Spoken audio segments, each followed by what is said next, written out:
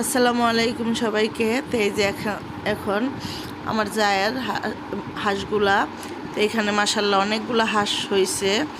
তো এবারই ওই হাঁস এর আগে দুইটা একটা পালছে, তো এবার ছোট ছোট বাচ্চা কিনে মনে হয় পালছে। তো যাই হোক মাশাল্লাহ অনেকগুলো হাঁস হয়েছে, দেখেও খুব ভালো লাগলো। আর ডিম পারে হাঁসে, তা আমাকে 5-6টা ডিম দিয়ে দিছে বাসায়।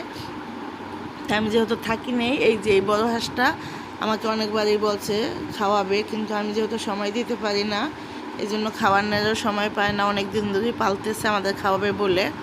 তো যাই হোক, কিছু মধ্যে থাকলে একদিন না একদিন খাবো, এই আশাই থাকি। তো সবাই দোয়া করবেন হাঁস মুরগিগুলো যেন সুস্থ থাকে। এর আগেও আমার জাল অনেকগুলো পালছে, অনেকগুলো মারা গেছে।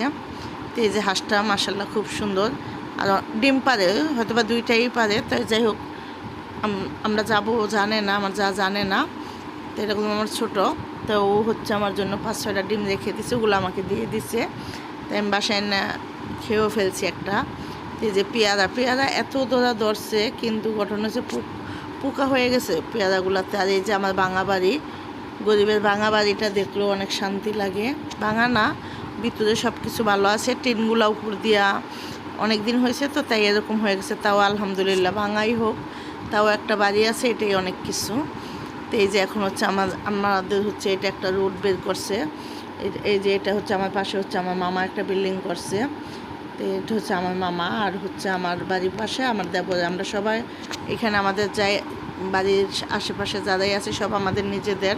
আমার ভাইয়ের বাড়িও। তো গরিবের ভাঙা বাড়িটা আপনাদের সাথে একটু শেয়ার করলাম, খুবই ভালো লাগলো। আল্লাহ হাফেজ সবাইকে।